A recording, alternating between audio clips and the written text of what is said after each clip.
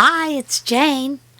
There are times that you have been really working hard with keeping up with your exercise, drinking your water, doing some healthy things for your mind wise, and you're kind of stopped losing weight.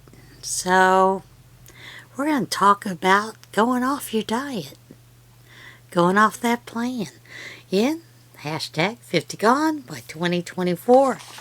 As always, let's start with the medical disclaimer. Always check with your physician or healthcare people before starting any exercise program.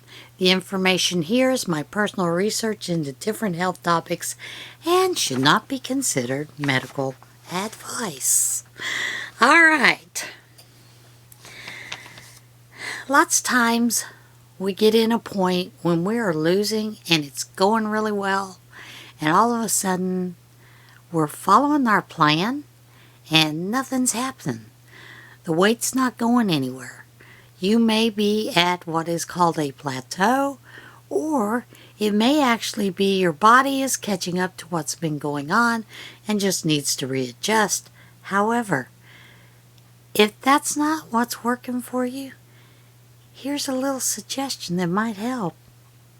Why stopping your diet for a while may boost your weight loss. Really? Are you having trouble losing weight? Well, here's a surprising strategy that may just help. If you're having trouble losing weight, take a break from your diet. It may help you shed more pounds and keep them off in the long term, new research has found. People who dieted for 2 weeks, then paused cutting calories for 2 weeks, and repeated that pattern lost more weight and fat than people who dieted continuously, according to a study published in the International Journal of Obesity. The intermittent, now we've heard that word before with intermittent fasting. Intermittent approach may fix what's been a frustrating catch-22 for dieters. And I hate to say dieters because basically you need to consider these a health plan. It is a lifestyle change for you. Does that mean you're not going to be able to have the pumpkin pie with the whipped topping or ice cream? No, it just means that you're not going to have it all the time.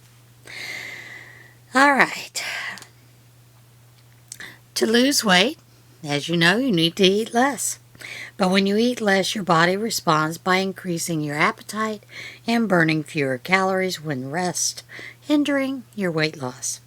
It's a protective measure designed to conserve energy when your body thinks times are tough and you don't have enough food to eat.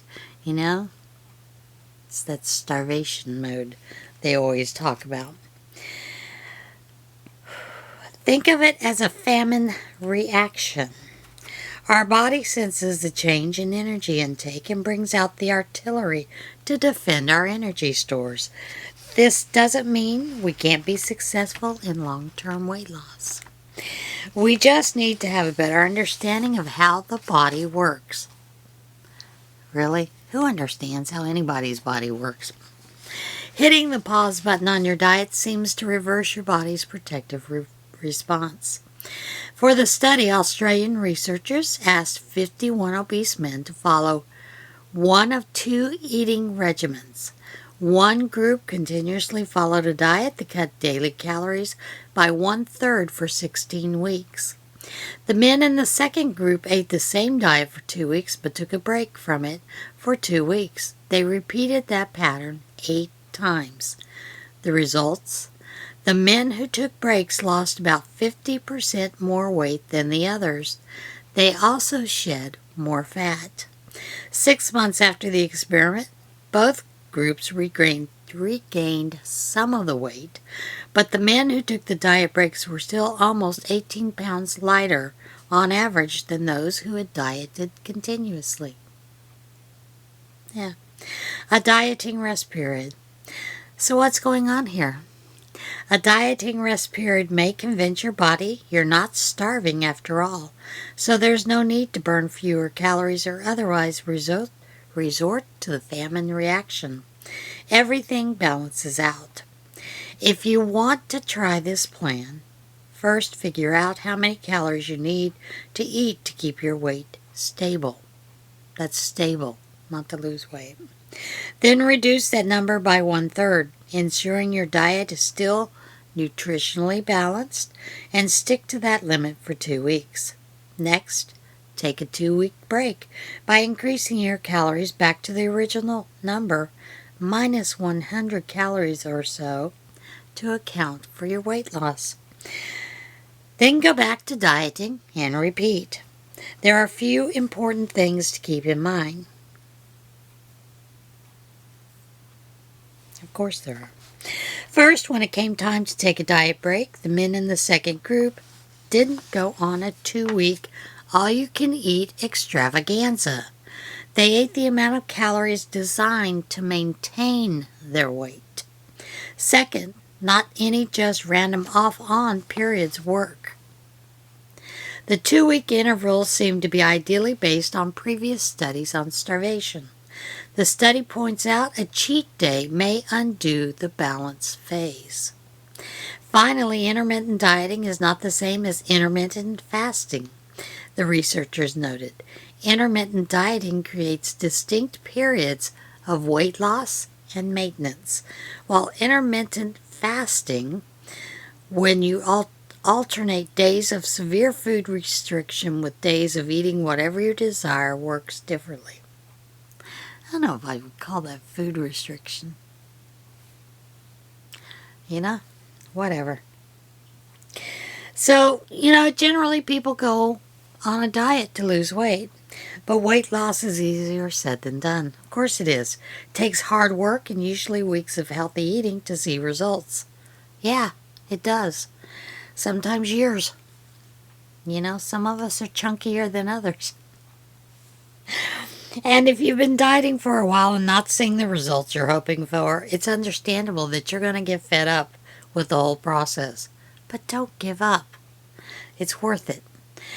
New research suggests there's an easier way to lose weight, and it involves ditching your diet entirely for set periods of time, at least. That's the takeaway from that new international journal for obesity. And basically, it is the same thing as you'll eat dieting on, dieting off. So what you're going to find is actually what happens in your body is that dieting alters when you're doing the 2 on, 2 off, that kind of thing. Dieting alters a series of biological processes in your body, leading to a slower weight loss and maybe even weight gain. When you go on a diet, your resting metabolism decreases to try to preserve body fat, making it harder to lose weight. The researchers aren't totally sure why going on and off with a diet works better, but it may simply keep your body from catching on to what you're trying to do. Plus, maintaining a diet for the foreseeable future can be tough mentally. And having breaks built in may make it easier to stick to a diet when you're actually on it. This approach probably isn't for everyone, but if you've struggled to lose weight on a diet, you might find it's worthwhile to consider it. You never know. Sometimes things just don't go the way we want them to.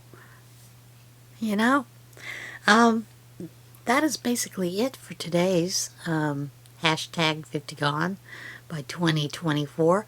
I hope that you guys are enjoying this series. I'm enjoying doing a little bit of research here and there.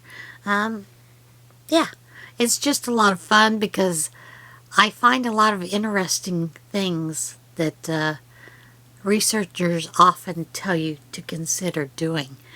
So it's interesting to see.